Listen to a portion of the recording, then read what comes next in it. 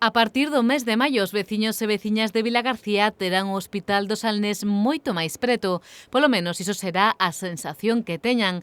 Ata o de agora existían 2 traxectos cada día que unían a cidade co centro hospitalario como parte da liña Vilagarcía-Pontevedra. Por iso a noticia do novo servizo, que traerá 5 viaxes ao día, foi recibida ás portas do hospital como algo máis que necesario. Estupendo. Muy bien, además. Hacía tiempo que hacía falta que pusieran un horario de autobuses continuo para las personas como yo, por ejemplo, que no sé conducir, o como para ella también. Ah, muy bien. Porque la verdad es que no había mucho transporte, ¿sabes? O el taxi o el autobús que venía muy de vez en cuando. Ella, coger un taxi y pagarlo cada vez que se viene y cada vez que se baja, porque no, es que no hay horarios, no hay. O sea, y parar allí, donde está la Altamira, vamos, te juegas la vida. Conozco bastante xente de que se queixe deso, de que non dispón de medios para vir aquí e non ten servicios para poder vir, claro. Me parece que sí que es positivo, ¿no?, que haya autobuses y que se usen.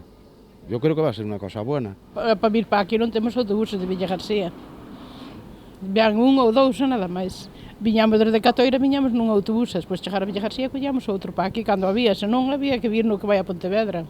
Para os pacientes do hospital que teñen que desplazarse desde Vilagarcía, o aumento do servizo de autobuses contribuirá tamén a mellorar un dos grandes problemas cos que conta este centro sanitario, a falta de aparcamento para os coches particulares. Que no hay ningún sitio donde aparcar. Vienes aquí, a nosotros vinimos de apendicitis con el niño pequeño de urgencia y nos multaron porque, claro, estaba mal aparcado.